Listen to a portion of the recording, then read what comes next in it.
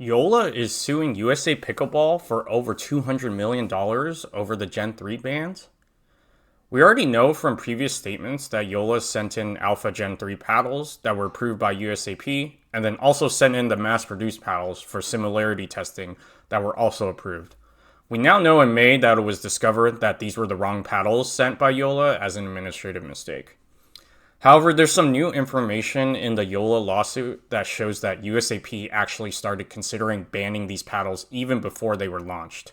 Joola claims that USAP had actually reached out in April before the release and said that USAP had forgotten to do a teardown test during the similarity testing, and that actually the paddles created an illegal spring-like effect that made exit velocity of the Gen 3s too fast.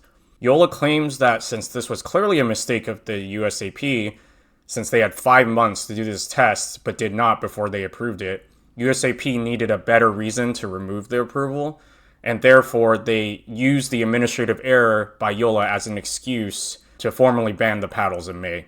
They substantiate their claims by saying that the COO of USAP admitted that USAP would never recertify the paddles, no matter how similar the paddles were to the original Alpha paddles that were already approved.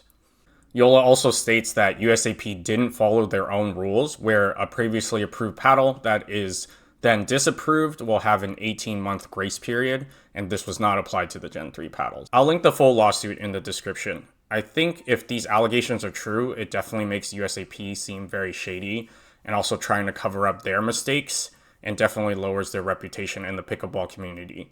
I don't think Joola is completely blameless here either because of their administrative mistake, and I don't think they have much legal ground there despite all of USAP's mistakes.